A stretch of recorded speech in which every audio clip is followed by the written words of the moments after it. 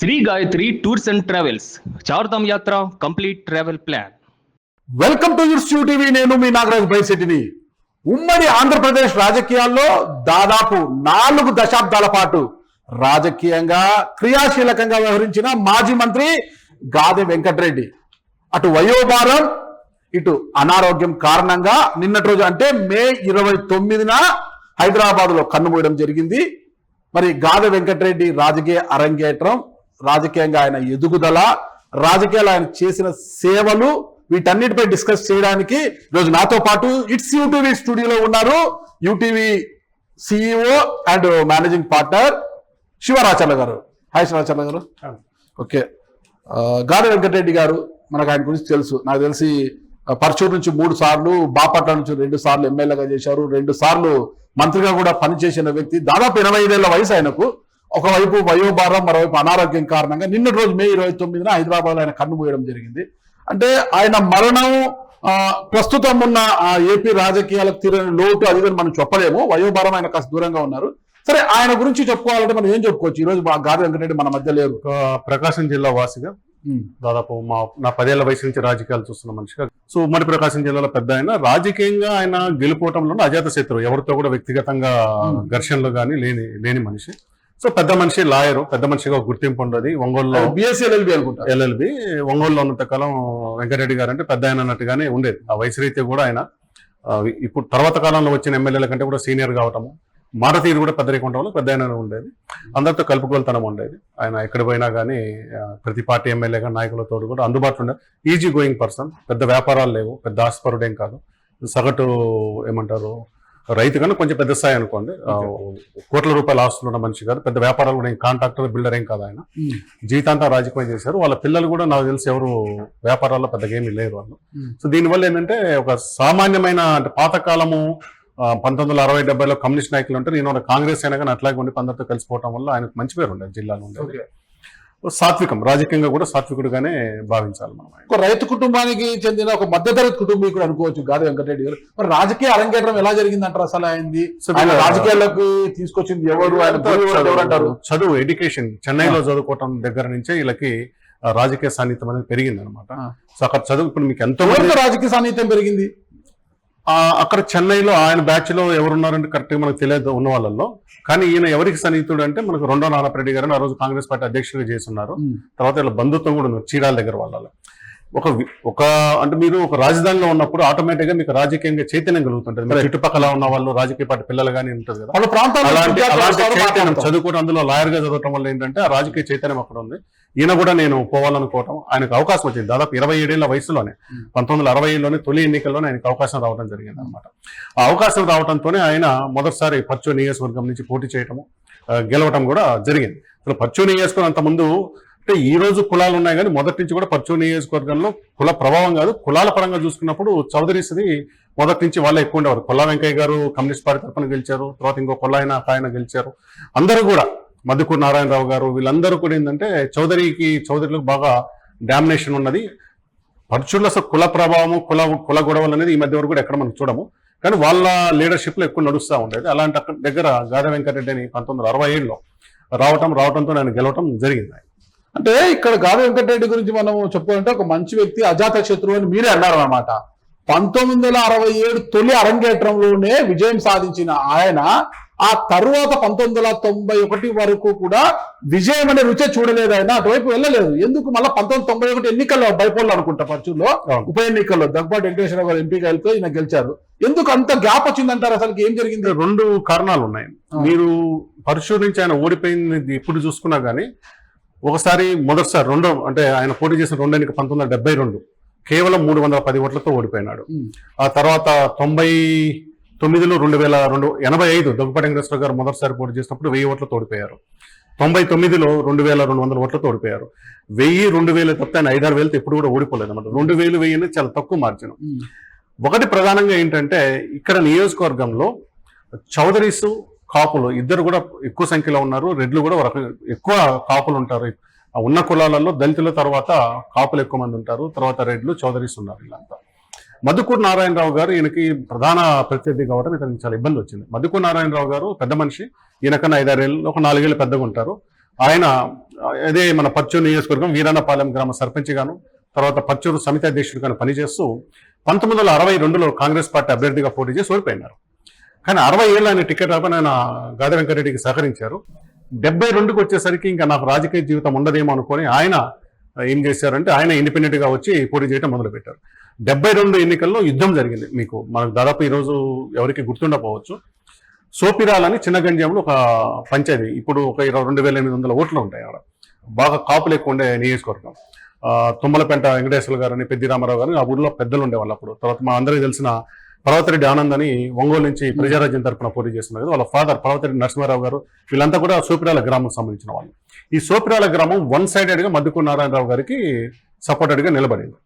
గాదె వెంకటరెడ్డి గారు సోపిరా, నేను చెప్తుంది 1972 ఎన్నికల గురించి చెప్తున్నాను. 1972 ఎన్నికల్లో సోపిరాల అనే గ్రామంలో ఘర్షణలు జరిగి మద్దుకూరు నారాయణరావు గారు ఇండిపెండెంట్ గా ట్రాక్టర్ గుర్తు మీద పోటీ చేస్తున్నారు. క్యూలో నిలబడ్డ వాళ్ళ మీదకి ట్రాక్టర్ వెళ్ళింది అన్నమాట. ట్రాక్టర్ వెళ్ళింది, జనాలు పారిపోయారు. అంటే వెంకటరెడ్డి గారికి పడాల్సిన ఓట్లు పడకుండా జరిగింది. తర్వాత వెంకటరెడ్డి గారికి ఎక్కడైతే ఆధిక్యం వస్తుందో అక్కడ డిస్టర్బెన్స్ జరగటం, చివరికి పోలీస్ కాల్పులు జరిగి ఒకతను మరి సుబ్బారెడ్డి ఒకతను చనిపోవడం జరుగుతుంది. 1972లోనే పోలింగ్ రోజు చనిపోవడం అనేది అసలు చాలా ఆశ్చర్యకరమైన విషయం. అందులో చెప్పి నేను అజాత శత్రువు అని చెప్పాను. నేను ఈయన ప్రత్యేకంగా ఏం లేదు. కానీ 72లోనే మద్దుకూరు నారాయణరావు గారు పోటీ చేయడం, మద్దుకూరు నారాయణరావు గారి బామ్మర్ది ఉంటారు యార్లగడ్డ, ఆయన పేరు సాంబశివరావు ఏదో ఉంది, అతను చాలా అగ్రెసివ్ గా ఉన్నారని చెప్తారు. ఈ మొత్తంలో ఏం జరిగిందంటే ఆయన 310 ఓట్లతో ఓడిపోయారు ఆ ఎన్నికల్లో. నారాయణరావు గారు గెలిచారు ఇండిపెండెంట్ గా. అయితే ఈయన ఏం చేశారు, గాదె వెంకటరెడ్డి గారు హైకోర్టుకి వెళ్ళారు, దీని మీద రీకౌంటింగ్ జరపండి అని. రీకౌంటింగ్ జరిపినప్పుడు అంతకుముందు 700 ఉన్న ఓట్లు 300కేమో వచ్చింది. హైకోర్టు ఏం చేసిందంటే ఇక్కడ వైలెన్స్ జరిగింది నిజమే, ఇక్కడ డిస్టర్బెన్స్ జరిగింది, బూత్ క్యాప్చర్ జరిగిందని చెప్పి మద్దుకూరు నారాయణరావు గారు ఎన్నికను రద్దు చేసింది. ఇది ఈ రోజు ఎవరికి వికీపీడియా ఇప్పుడు ఏమవుతుందంటే అందరూ వికీపీడియా ఫాలో అవుతున్నారు. ఎక్కడ చూసినా వికీపీడియా డేటా చెప్తారు, వికీపీడియాలో ఎక్కడ ఉండదు ఇది. 1972లో గాదె వెంకటరెడ్డి గారు రీకౌంటింగ్ పోతే 700 ఉన్న మెజార్టీ 300 తగ్గుతుంది. మద్దుకూరు నారాయణరావు గారి ఎన్నికని హైకోర్టు రద్దు చేసింది. 2 సంవత్సరాలు దాని మీద, అంటే 72 ఎన్నిక జరిగితే 74లో హైకోర్టు తీర్పిచ్చింది, రద్దు చేసింది. అయితే నారాయణరావు కూడా గట్టాయని సుప్రీంకోర్టుకి వెళ్ళారు. సుప్రీంకోర్టు ఏం చెప్పిందంటే ఇక్కడ వైలెన్స్ జరిగింది నిజమే, కానీ అది నారాయణరావు గారు చేశారంటానికి ఏం ఆధారాలు లేవు కాబట్టి ఎన్నిక పునరుద్ధరిస్తున్నామని చెప్పి నారాయణరావు గారిని తిరిగి ఎమ్మెల్యేగా పెట్టారనమాట. అంత యుద్ధం జరిగింది. ఈయన ఎదుర్కొన్న 2వ ఎన్నికైనా ఆ స్థాయిలో, అంటే ఈయన లాయర్ కావటం వల్ల ఆ స్థాయికి పోయి ఫైట్ చేస్తున్నారు. అంత బలమైన, ఎందుకు నారాయణరావు గారు చెప్తానంటే నారాయణరావు గారు సర్పంచ్ గా సమితి అధ్యక్షుడు రోజు ఎమ్మెల్యేల కంటే చాలా పవర్ఫుల్. మీకు తెలిసి ఉంటుంది, 2-3 అసెంబ్లీ కలిసి ఒక సమితి అధ్యక్షుడు చాలా పవర్ఫుల్ అంటాడు. సమితి అధ్యక్షుడు చేసిన అలాంటి ఆయన ఇంకా నాకు రాజకీయ జీవితం ఉండదు. ఎందుకంటే 62లో ఆయన ఎమ్మెల్యే క్యాండిడేట్, 60 ఏళ్ళలో గాదె వెంకటరెడ్డి సహకరించారు, 72 కూడా గాదె వెంకటరెడ్డికి ఇవ్వటం వల్ల ఇంకా నాకు రాజకీయ జీవితం అని చెప్పి ఇండిపెండెంట్ గా పోటీ చేయటం, వాళ్ళ బంధువులంతా అగ్రెసివ్ గా పోవటము, పోలీస్ కాల్పులు ఒకతను చనిపోవటము, హైకోర్టు వరకు పోతే హైకోర్టు నారాయణరావు ఎన్నిక రద్దు చేయడం, సుప్రీంకోర్టు మాత్రం దాన్ని మళ్ళీ క్యాన్సిల్ చేసి నారాయణరావు ఎన్నికను, ఇంత యుద్ధం చేయాల్సి వచ్చింది. అప్పటికి ఎంత ఉంటుంది ఈయన వయసు, దాదాపు 32 ఏళ్ళు 33 ఏళ్ళు ఉంటుంది. అక్కడి నుంచి ఈయన రాజకీయ జీవితం ఏమైందంటే ఒడిదుడుకులతో వస్తూ ఉంది. తర్వాత మీకు 78కి వచ్చింది. ఈయన ఏం చేశారంటే అందరితో పాటుగా జనతా పార్టీలోకి వెళ్ళిపోయారు. నారాయణరావు గారు ఇందిరా కాంగ్రెస్ తరఫున ఫైట్ చేశారు. ఇందిరా కాంగ్రెస్ హవా ఆ రోజు విపరీతంగా ఉంది కదా, సో గెలవటం జరిగింది. ఆ విధంగా ఒక రకంగా ఏంటంటే ఆ ఘర్షణ వల్ల వెంకటరెడ్డి 72 ఎన్నికలు ఓడిపోయాడు. 78 ఇతను ఇందిరా కాంగ్రెస్ కాదని జనతా పార్టీకి పోవటం వల్ల ఓడిపోవడం జరిగింది. మళ్ళీ జనతా వీడి కాంగ్రెస్ పార్టీకి ఎప్పుడు వచ్చారైనా ఏమైందంటే మీకు 78లో 60 సీట్లు జనతా పార్టీ గెలుస్తుంది. బ్రహ్మానంద రెడ్డి అధ్యక్షుడు ఉన్న జాతీయ కాంగ్రెస్ 30 సీట్లు గెలుస్తుంది. కాసు బ్రహ్మానంద రెడ్డి 30 సీట్లు గెలుస్తుంది. ఈయనకు బ్రహ్మానంద రెడ్డి కూడా సన్నిహితుడు, వీళ్ళు అదే ప్రాంతం వాళ్ళు కదా, చాలా సన్నిహితంగా ఉంటారు. వీళ్ళందరూ కూడా ఎన్నికలు అయిపోయిన 3-4 నెలలకే ఇందిరా కాంగ్రెస్ వచ్చింది. మీకు బ్రహ్మానంద రెడ్డి కాంగ్రెస్ అయితే ఒకే రోజు 15 మంది ఎమ్మెల్యేలు మేము ఇందిరా కాంగ్రెస్ లో మధ్య అవుతున్నామని చెప్పి స్పీకర్కి 30 మందిలో 15 మంది లెటర్ రాస్తారు. అట్లా జనతా పార్టీ కూడా అందరూ క్రమంగా తప్పుకుంటూ వెళ్ళిపోయారు. చివరికి వచ్చేసరికి 5 మంది 6 మంది మిగులుతారు అంతే. 83 ఎన్నికలకు వచ్చేసరికి మళ్ళీ ఈయన కాంగ్రెస్ పార్టీ తరఫున ఉండటం, ఐ థింక్ 81 సమితి అధ్యక్షులకు వచ్చి ఉంటారు. ఈయన 83 నుంచి మళ్ళీ వరుసగా 83, 85 అంతా పోటీ చేస్తూ వస్తున్నారు అన్నమాట. అయితే ఈయనకి ఇంకా ప్రధానమైన సమస్య ఏమవుతుందంటే 83 తెలుగుదేశం ఆవిర్భావం, ఎన్టీఆర్ వియ్యంకుడు చెంచురామయ్య, దగ్గుబాటి చెంచురామయ్య గారు కారంచేడు, అంటే పర్చూరు వచ్చేసి కారంచేడు పర్చూరు కింద ఉండేది. అప్పుడు కారంచేడు అక్కడే ఉండటం, ఆయన బలమైన కమ్యూనిటీ కావటం, ప్లస్ ఆయన అప్పటికే ఆయన ఒకసారి ఇది చేస్తున్నారు, ఇది మనకు జెడ్పీ చైర్మన్ కూడా చేస్తున్నారు, బలమైన నాయకులు కావటము. దానివల్ల ఏంటంటే తెలుగుదేశం ప్రభావం బాగా పెరిగింది.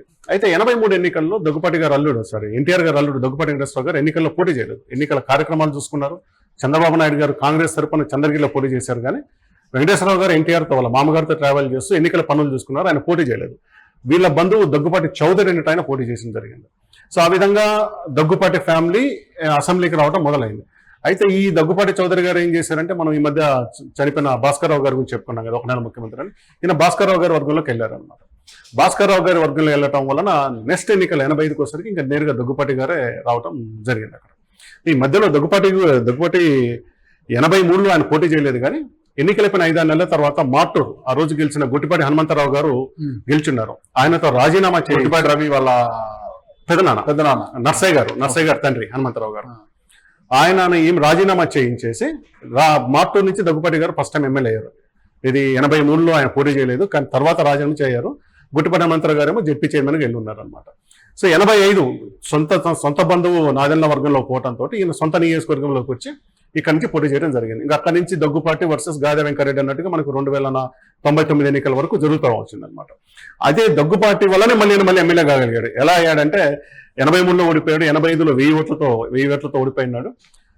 89లో దగ్గుపాటి ఎమ్మెల్యే గెలిచిన తర్వాత తెలుగుదేశం పార్టీ ఓడిపోయింది. అప్పుడు ఎన్టీఆర్ గారు ఏం చేశారంటే, మనము నేషనల్ ఫ్రంట్ లో ఉన్నాము, అప్పుడు నేషనల్ ఫ్రంట్ స్థాపించున్నారు, అక్కడ కనుక నేషనల్ ఫ్రంట్ వస్తే మన బలం పెరుగుతుంది, మినిస్టర్లు అవుతామన్న ఉద్దేశంతో దగ్గుపాటి గారు బాపట్ల ఎంపీగా పోటీ చేయడం జరిగింది.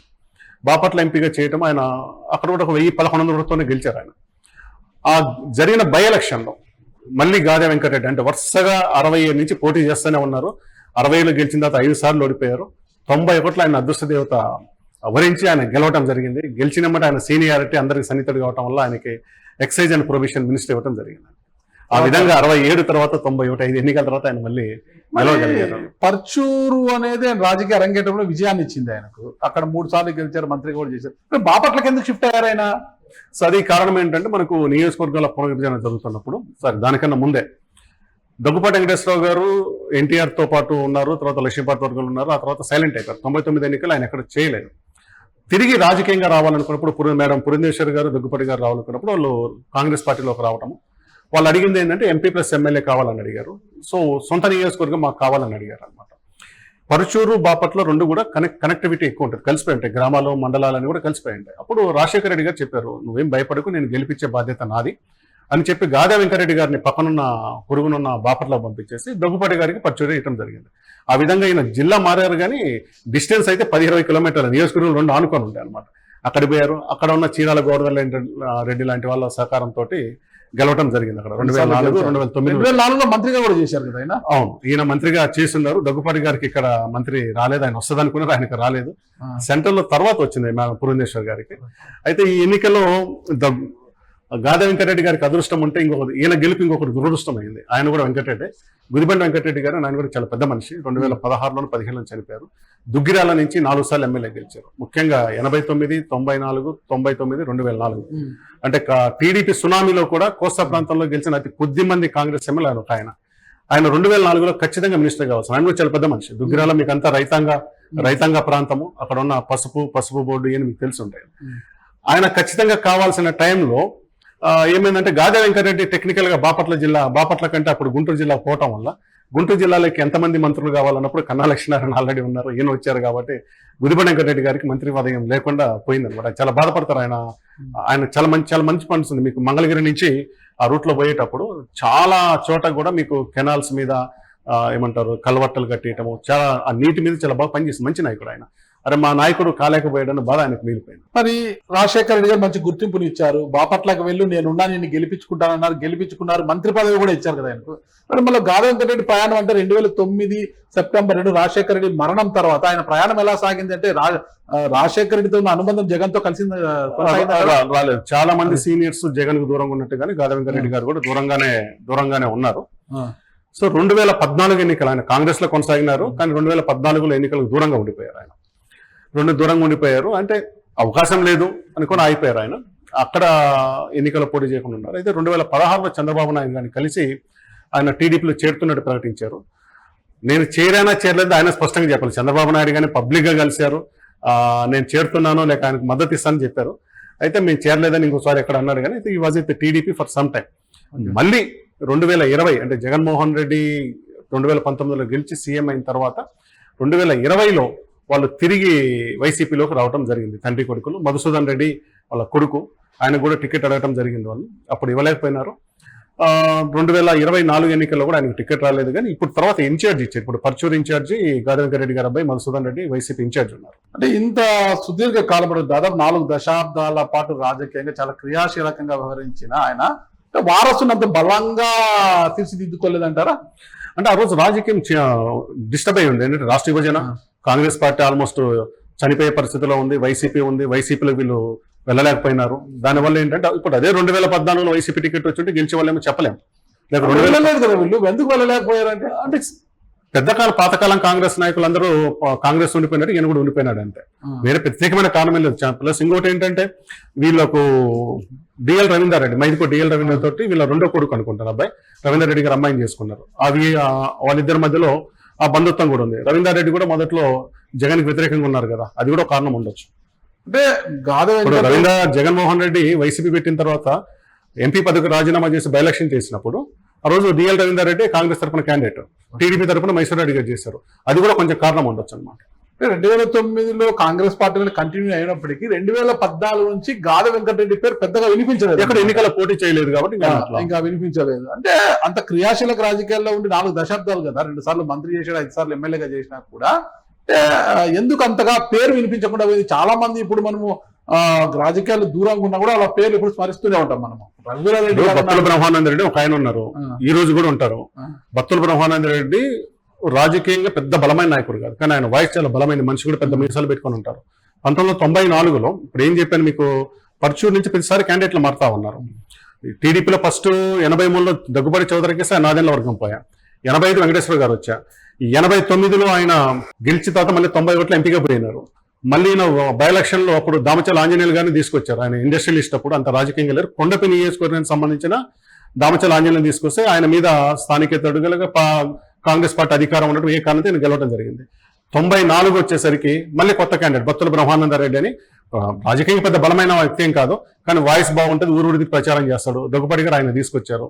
99 వచ్చినప్పటికీ వీళ్ళ కోడలు అంటే బంగారుబాబు గారని, జాగరముడి బంగారుబాబు గారు కారంచేటి జమీందారు వాళ్ళు, బోలబుల్లి రామయ్య సొంత అన్న కూతురి, ఆమెను తీసుకొచ్చి ఇక్కడ టికెట్ ఇచ్చారు. ఆమె లోకల్ కోడలు కాబట్టి ఆమె గెలిచింది, తర్వాత ఆమె మంత్రి అయింది. ఇట్లా ప్రతి ఎన్నికకు ఒక అభ్యర్థి మారుతూ వస్తున్నాడు కదా. కానీ బ్రహ్మానంద రెడ్డి గారు ఆ రోజు నుంచి కంటిన్యూ అవుతున్న రాజకీయాల్లో, ఎన్నికల్లో ఒకే ఒకసారి పోటీ చేసే అవకాశం వచ్చినా అధికార ప్రతినిధి అవుతుంది. ప్రతిసారి ఇప్పుడు ఏమైందంటే మీడియా యుగం వచ్చింది, రాజకీయం కన్నా మీడియా యుగం. మీడియాలో ఎవరైతే ఎక్కువ కనిపిస్తారో వాళ్ళ గురించి జనాలు చర్చించుకుంటా ఉంటారు. వడ్డే శోభనాశ్వరం మనం తీసుకుంటే, అవును, మాజీ మంత్రి మాజీ ఎంపీ ఆయన తీసుకుంటే మనము ఈ రోజుకి కూడా వయోభారంతో బాధపడుతున్నారు. నెల కిందట మీరు విజయవాడ పోతే మీతో 2 గంటలు కూర్చొని మాట్లాడారు. ఒక చిన్న స్టెప్స్ కింద కూర్చొని ఆ ఒక్కపోతలో కూడా 2 గంటల పాటు సుదీర్ఘంగా ఏకమిగిన ఇంటర్వ్యూ సాగితే ఇంటర్వ్యూలో కూర్చున్నారు. ఆయన అనారోగ్యంతో బాధపడుతున్నారు, ఆయన నడవలేని పరిస్థితుల్లో వచ్చి కూర్చున్నారు. అంటే ఆయన వాయిస్ ఇప్పటికి వినిపిస్తున్నారు అన్నమాట. అంటే గాదే వెంకటరెడ్డి లాంటి వాళ్ళు కూడా అట్లాగే ఈ మీడియాతో పాటు వాళ్ళు మీడియా ప్రెజెన్స్ లో వచ్చి మాట్లాడుతూ ఉంటే బాగుండేది. వాళ్ళు ఏంటంటే మాది అయిపోయింది పిల్లలు అని చెప్పి ఆయన కొంచెం సైడ్ లైన్ అయిపోయారు. అట్లా కాకుండా నిజంగా సబ్జెక్ట్ చెప్పగలిగిన వాళ్ళల్లో ముఖ్యంలో ఉన్న గాది వెంకటరెడ్డి కానీ, మనకున్న మైసూరారెడ్డి గారు కానీ, డిఎల్ గారు కూడా ఒక అప్పీల్ చేస్తాం, మీరు మాట్లాడండి సార్, చాలా విషయాలు చెప్పాల్సి ఉంటుంది. సొసైటీలో గతానికి ఇప్పటికీ ఇప్పుడు చాలా రాజకీయాలు మారిపోయాయండి. ఇప్పుడు మనం ఏపీ రాజకీయాలు తీసుకుంటాము, ఒకరు గెలిస్తే ఒకరు కత్తులు తీసుకునే పరిస్థితి. ఇప్పుడు తమిళనాడు రాజకీయాలు తీసుకోండి, మనము టీవీకే విజయ్ గెలిచిన తర్వాత స్టాలిన్ వెళ్ళి కలిశారు అక్కడ, అందరినీ కలిసాడు. కేరళ తీసుకోండి అసలుకి, ఆయన వెళ్ళి పిల్లలు విజయన్ కూడా కలిశారు అక్కడ. అట్లా ఎక్కడ కూడా ముఖ్యమంత్రులు వేరే రాష్ట్రాలు ఏమవుతారు, రాజశేఖర రెడ్డి గారి హయాంలో మనం తీసుకుంటే ఎమ్మెల్యేలు ఏ పార్టీ వాళ్ళైనా సరే నేరుగా వెళ్ళి రాజశేఖర రెడ్డిని కలిసేవారు, వాళ్ళ పనులు ఏదైనా ఉంటే చేసేవారు, ఆయన కూడా అలాగే చేసేవారు. ఎన్నికల వరకే రాజకీయాలు, తర్వాత అందరూ ఒకటే అనుకుంటారు, అందరు ఎమ్మెల్యేలు సమానం. ఇప్పుడు ఆ పరిస్థితి లేదు కదా, కలవటానికి కూడా భయపడుతున్నారు. కలిసి ఏమంటారు, పార్టీ మారుతున్నాడు, మా పార్టీలో గెలిపోతున్నాడు కదా. సీఎం ను ఏ పార్టీ అని కలుస్తారండి, పిఎం ను ఏ ఎంపీ అని కలుస్తారు. కలవటమే తప్పెట్లయితుంది. ఇప్పుడు అదే కదా ఇప్పుడు సమస్య. పరిస్థితికి కారణం కూడా ఏంటంటే 2014 నుంచి కొత్త వాళ్ళు ఫస్ట్ టైం ఎమ్మెల్యేలు కావటం, అన్ని పార్టీల తరపు ఎక్కువ కావటం, ఒకటి వాళ్ళకు రాజకీయ అనుబంధాలు లేకపోవటము, ఈ పెద్దల పట్ల ఎలా ఉండాలనే గైడెన్స్ లేకపోవడం కారణంతో ఈ గ్యాప్ బాగా పెరిగిపోయింది. మీకు 2004 ఈవెన్ 2009లో కూడా పరస్పరం కలుసుకొని మాట్లాడుకోలేనంత ఏమంటారు అంత శత్రుత్వం ఎవరి మధ్యలో లేదు. అంటే 2014లో ముఖ్యమంత్రి అయినా సీనియర్ చంద్రబాబు నాయుడు గారైనా నేర్పించాలి ఇది మన సంస్కృతి అని. తర్వాత తండ్రిని చూసి రాజకీయంగా పాఠాలు ఓనమాలు నేర్చుకున్న జగన్మోహన్ రెడ్డి అయినా తన ఎమ్మెల్యేలకు నేర్పాలి, అయ్యా ఇది మనం మిస్ అయిపోయి వ్యక్తిగత కక్షలకు పోయారు. రాజకీయ ప్రత్యర్థులను కాకుండా వ్యక్తిగత ప్రత్యర్థులు స్థాయికి పోవడంతో ఈ పరిస్థితి వచ్చింది.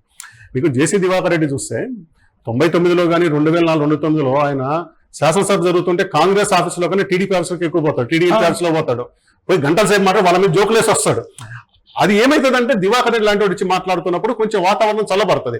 అసెంబ్లీలో కూడా ఏమైనా గట్టిగా జరుగుతున్నప్పుడు ఎవరో ఒకరు పెద్దవాళ్ళు లేసి మాట్లాడేవాళ్ళు. ఆ పరిస్థితి మనకు 2014 నుంచి తగ్గుతూ పోతూ వస్తుంది అనమాట. అది తిరిగి రావాలి. మీరు రాజకీయ ప్రత్యర్థులుగా మాత్రమే ఉండండి, వ్యక్తిగత శత్రులుగా మారొద్దు, వ్యక్తిగత దూషణలకు పోవద్దు. ఖచ్చితంగా ఈ కల్చర్ అవసరం అవుతుంది మీకు. ఇదే ఇలాంటి విషయాలే పబ్లిక్ ఇప్పుడున్న జంజీకి చెప్పాలి కదా. తమిళనాడు రాజకీయాల్లో జంజీ ప్రభావమా ఏంటి అనేది కూడా ఇప్పుడు ఒక చర్చ అనమాట. అంటే డబ్బులు అవతల వాళ్ళు ఎంత డబ్బు పంచినా ఓడిపోయారు, టీవీకే డబ్బు పంచుతాయని చెప్పారు. గాలి వెంకటరెడ్డి ఓడిపోవడం ప్రధాన కారణము ఆర్థికంగా బలంగా లేకపోవడం కూడా. ఒక ఆయన చెప్తాను 83లో ఈయన తరపున ఒక ఆయన పోయి ఓటుకి ₹5 ఇచ్చాడు. ఫస్ట్ టైం అది ఎందుకు ఇచ్చినా అంటే నా దగ్గర ఇచ్చేది కొంతమంది పంచారంట. ఈయన కూడా ఆర్థికంగా బలవంతుడు అయింటే బహుశా 1000-2000 ఓట్లను కొనుక్కుంటే గెలిచేవాడేమో. అదే ఇలాంటి ప్రభావాలు ఉన్నాయి కదా. తమిళనాడు తరహా రాజకీయాలు దేశంలో వస్తాయంటే ముఖ్యంగా తెలుగు రాష్ట్రాల్లో, ఇటు తెలంగాణ ఏపీలో వచ్చే అవకాశం ఉందా? జంజీ ఏమన్నా మార్పు ఖచ్చితంగా రావాలి. ఆ దిశగా పార్టీ అధ్యక్షులు, రెండు పార్టీల ప్రధాన నాయకులు ఆలోచించుకోవాలి. అది లేకుండా ఏంటంటే ఈ ఘర్షణ వాతాన్ని సామాన్యుడు ఎవరు యాక్సెప్ట్ చేసే పరిస్థితి లేదు. అలాంటి విషయాలను మీడియా ద్వారా పబ్లిక్ తెలియజేయాలి, యువతను చైతన్యపరిచే బాధ్యత సీనియర్లు తీసుకోలేదు. అటు రఘువీరారెడ్డి గారు కావచ్చు, ఇటు అంటే శోభరాజేశ్వర ఎట్లా ఉన్నారంట, గాలి వెంకటరెడ్డి గారు కూడా తీసుకొని ఉంటే బాగుండేది. ఖచ్చితంగా ఆయన మాట్లాడుతూ కలుస్తా ఉంటే బాగుండేది, కానీ ఆయన ఎందుకో శ్రద్ధగా ఉండిపోయారు.